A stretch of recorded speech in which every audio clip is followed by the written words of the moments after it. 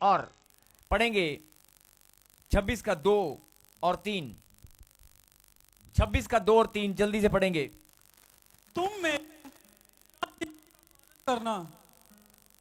दोबारा से पढ़, इधर आजा। तुम मेरे विश्राम दिनों का पालन कर और मेरे पवित्र स्थान का भय मानना। मैं यहोवा हूं।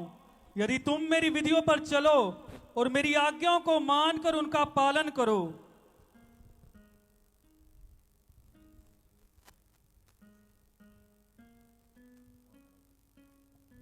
हालेलुया। हालेलुया।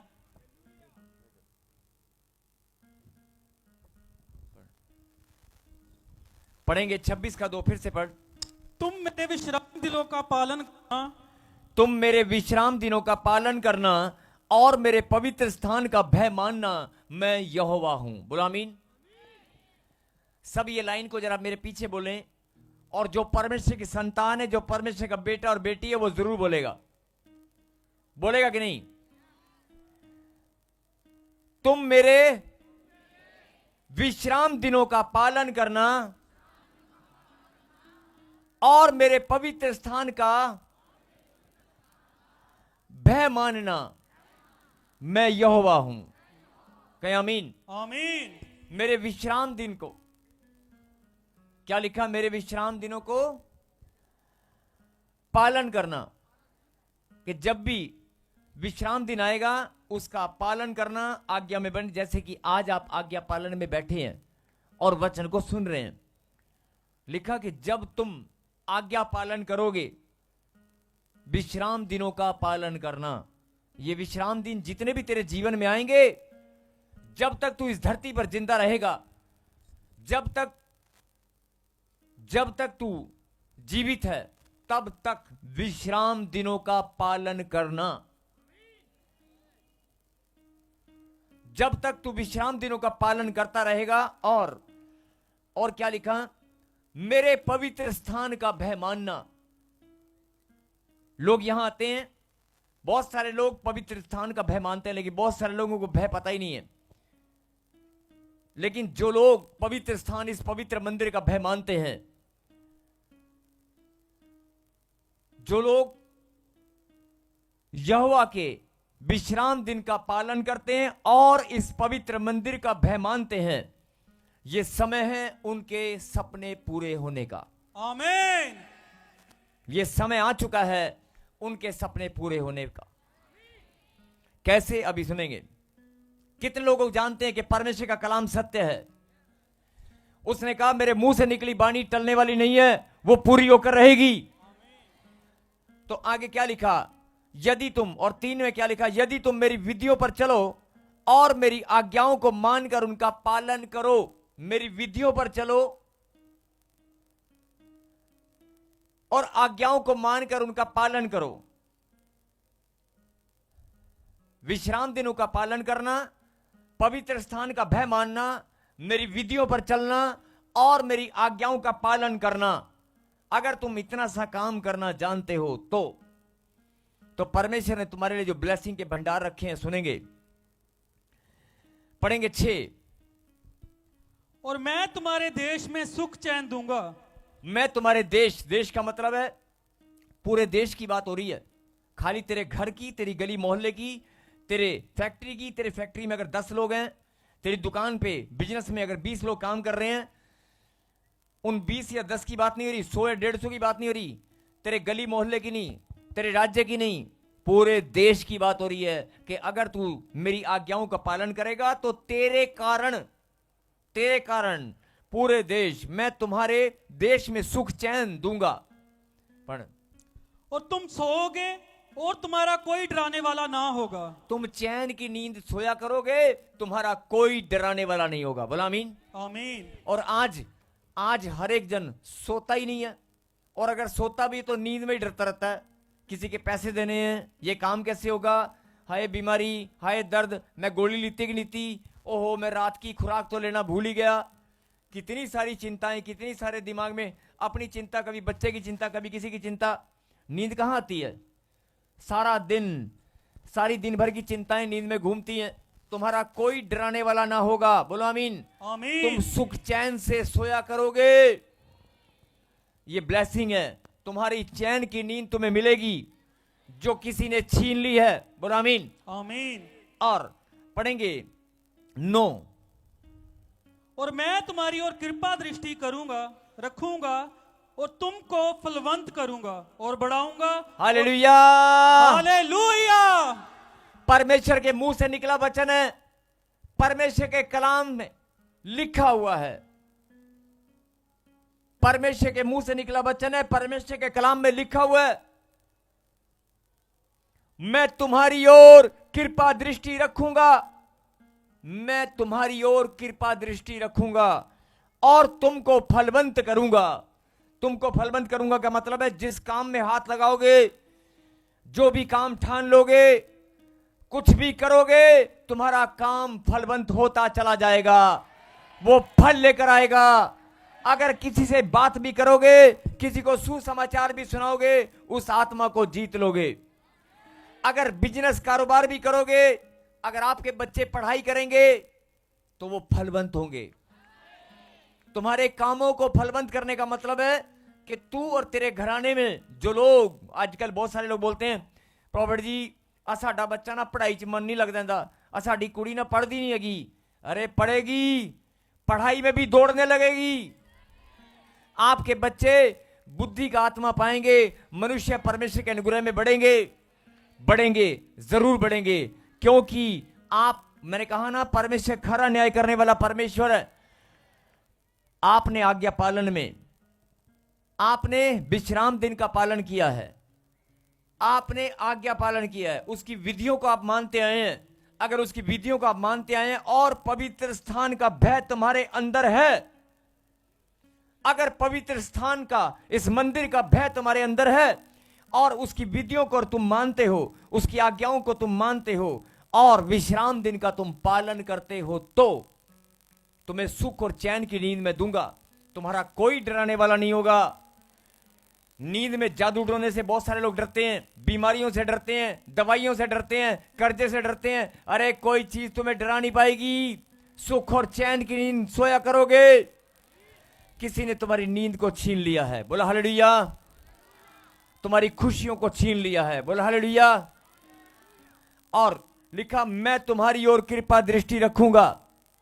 मैं तो आजकल लोग क्या मांगते हैं, हे रब्बा, हे परमेश्वर अपनी कृपा मुझे दे, अपनी दया मुझे दे, अपनी कृपा मुझ पर उड़ेल दे, हे प्रभु अपनी दया मेरे ते कर। मांगते हो ना? दया और कृपा मांगने की जरूरत नहीं पड़ेगी। परमेश्वर ने एक दया और कृपा मांगने की जरूरत नहीं पड़ेगी। लिखा है मैं तुम्हारी ओर कृपा दृष्टि रखूंगा। करूंगा, करूंगा नहीं, ध्यान से सुने, करूंगा नहीं लिखा है। मैं तुम्हारी ओर कृपा दृष्टि करूंगा नहीं, रखूंगा। करूंगा नहीं, रखूंगा, निरंतर बनी रहेगी। आमीन। करूंगा मतलब होता है कि कभी कभी करूंगा, लेकिन अगर प्रभु ने लिखा रखूंगा तो वो रखूंगा मतलब निरंतर बनी रहेगी। बोलो आमीन। आमीन। और लिखा तुमको फलवंत करूंगा। तुमको फलवंत करने का मतलब है, अगर कोई बहन शादी हो जाती है, शादी होने के बाद कई लोग बोलते हैं कि मुझे बच्चा नहीं है। ऐसा हो ही नहीं सकता। प्रभु का कलाम सत्य है। मैं तुमको फलवंत करूंगा। तेरी कोख में भी फल लगेंगे, तेरे घराने में आशीष आएगी, तुझे बच्चों की आशीष, तेरा वंश वृद्धि की आशीष, फल लगेंगे, फल। और अगर बच्चे हैं तो तुम्हारे बच्चे भी पढ़ाई में, विद्या में, रोजगार में फल लेकर आएंगे। मैं तुमको फलवंत करूंगा। आमीन। आज बहुत सारी माताएं रोती हैं, बहुत सारे मां रोती हैं, मेरा बच्चा काम नहीं करता, मेरा बच्चा घर में खाली है, वो पढ़ता नहीं है और पढ़ लिख कर बेकार बैठा है। अरे सुन लो, जिनके बच्चे आज घर में बेकार बैठे हैं, जिनके बच्चे, जिनकी माताएं, जिनके पिता टेंशन में हैं कि पैसा बर्बाद हो गया, नुकसान हो गया, बाहर जाने के लिए, विदेश में जाने के लिए या दुकान खोलने के लिए पैसा लगाया था, वो बर्बाद हो गया, मेरा बच्चा निकम्मा है। अरे तेरा बच्चा निकम्मा नहीं है, तेरा बच्चा निकम्मा नहीं है, नहीं, तेरा बच्चा फलवंत होगा, तेरा घराना, तेरे काम सब फलवंत होंगे, लिखा है प्रभु के कलाम में, और प्रभु का कलाम सत्य है। बोलो आमीन। आमीन।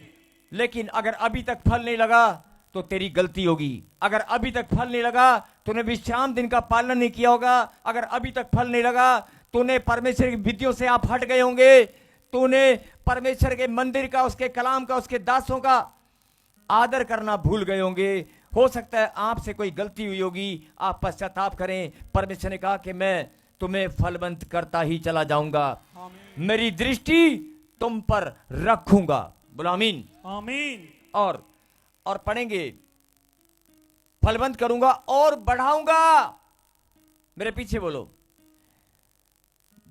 तुमको फलवंत करूंगा और बढ़ाऊंगा। फल ये नहीं कि एक बार जैसे पेड़ पे फल लगते हैं ना, 100-150 फल लगे और तोड़ दिए, नहीं, फल लगेंगे और बढ़ते ही जाएंगे। मतलब ये नहीं कि एक बार, निरंतर वृद्धि होगी। खाली फलवंत नहीं करूंगा, लिखा फलवंत भी करूंगा और बढ़ाऊंगा भी, और तुम्हारे संग अपनी वाचा को पूर्ण करूंगा। तुम्हारे संग, तू भूल गया होगा लेकिन मैं नहीं भूला हूं। तेरे सपनों को, तेरे विचारों को, तेरी इच्छाओं को मैं जानता हूं, मैं जानता हूं। तू भूल गया होगा लेकिन मैं नहीं भूला हूं। तुझे चंगाई चाहिए, तुझे बढ़ोतरी चाहिए, कामयाबी चाहिए, घर चाहिए, मकान चाहिए, बच्चे चाहिए, अरे जो तुझे चाहिए मैं जानता हूं। तुम्हारे मांगने से पहले मैं जानता हूं तुम्हारी जरूरतें क्या हैं। बोलो आमीन। आमीन। इसलिए मैं तुम्हारे संग अपनी वाचा को पूर्ण करूंगा। और 11 में लिखा, 11 पढ़, और मैं तुम्हारे बीच जरा ध्यान से सुनना 11 को। yes. और मैं तुम्हारे बीच अपना निवास स्थान बनाए रखूंगा। मैं तुम्हारे बीच अपना निवास स्थान।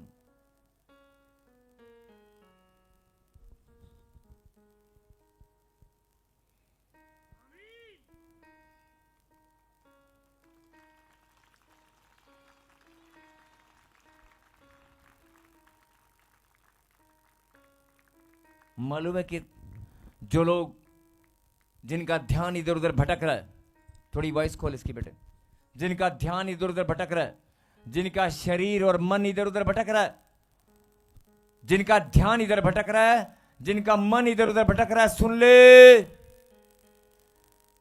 कितनी गहरी बात परमेश्वर ने तुझे बताई है मालूम है। खाली बाइबल पढ़ते हैं हम लोग, कई बार बातें समझ में नहीं आती है। ध्यान से पढ़, ध्यान से क्या लिखा है। और मैं तुमको फलवंत करूंगा और बढ़ाऊंगा। और उसके बाद फिर से पढ़, 11 में क्या लिखा है, और मैं तुम्हारे बीच अपना निवास स्थान बनाए रखूंगा। और मैं तुम्हारे बीच अपना निवास स्थान बनाए रखूंगा। तुम्हारे बीच में मेरा डेरा होगा, मैं खुद रहूंगा। मेरे मुंह से निकला वचन है। और लोग क्या करते हैं मालूम है, हाय रब्बा तू कहां है, तू किथे है, मैं तेन लभ रही हां, मैं तेन लभ रहा, किथे रब्बा। अरे मुझे ढूंढने की जरूरत नहीं है, मैं तुम्हारे बीच में अपना निवास स्थान बना के रहता हूं। तुम्हारे बीच में। अब तुम्हारे बीच के दो मतलब है, अगर तुम 10 लोगों का झुंड है तो तुम्हारे बीच में है, और अगर तू अकेला है तो तेरे बीच में है, तेरे बीच में है। निवास स्थान, यहां पर निवास स्थान खुदा का घर है। यहां पर जिनको अगर ये अभी भी समझ में नहीं आया,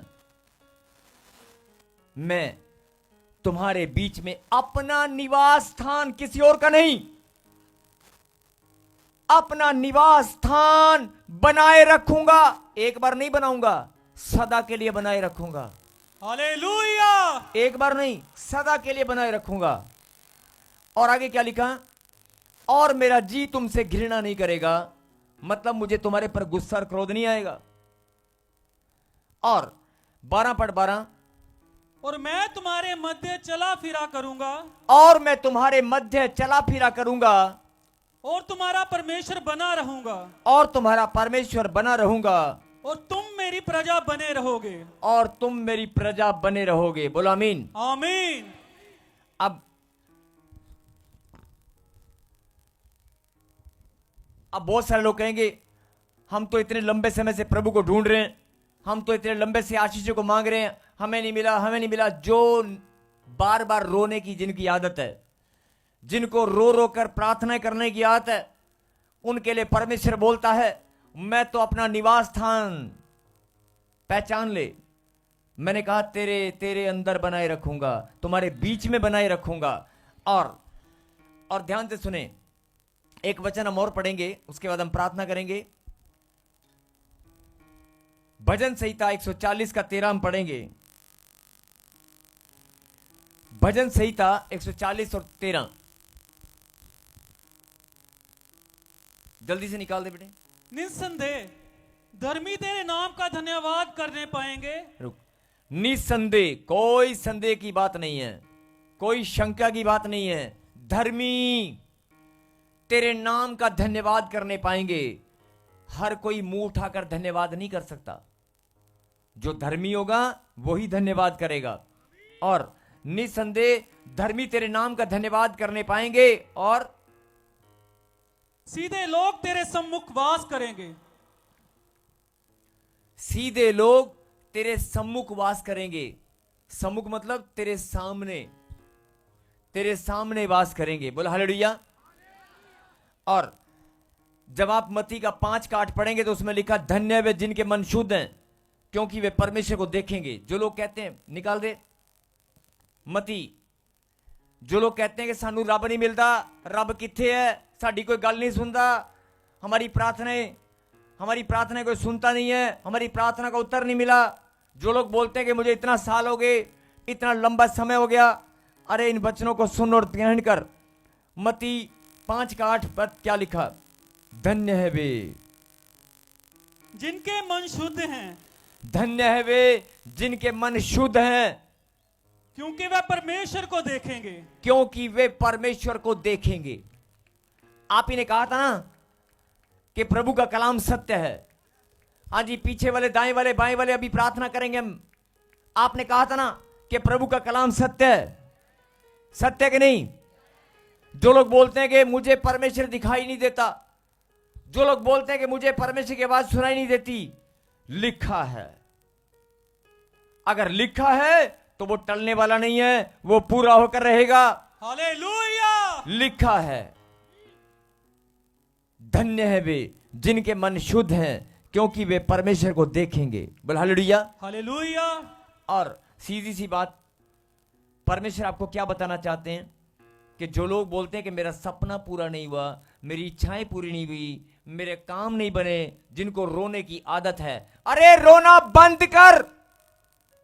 10 साल से, 15 साल से, 20 साल से, 3 साल से, 6 महीने से लगातार तू रोती रही है, लगातार तू रोता आया है। बंद कर रोना, बंद कर। अगर तू भी रो रहा है और वो भी रो रहे हैं जो मेरा नाम जानते नहीं है, तो उनमें और तुम में फर्क क्या है? अगर तूने भी रोना शुरू कर दिया है और वो लोग भी रोते आए हैं जो मेरा नाम नहीं जानते, जो मेरे पास नहीं आते, जिनके ऊपर अभी मैंने अपना अनुग्रह नहीं किया है, अगर वो लोग भी रोते हैं और आप भी रोते हो, तो उनमें और आप में फर्क क्या है?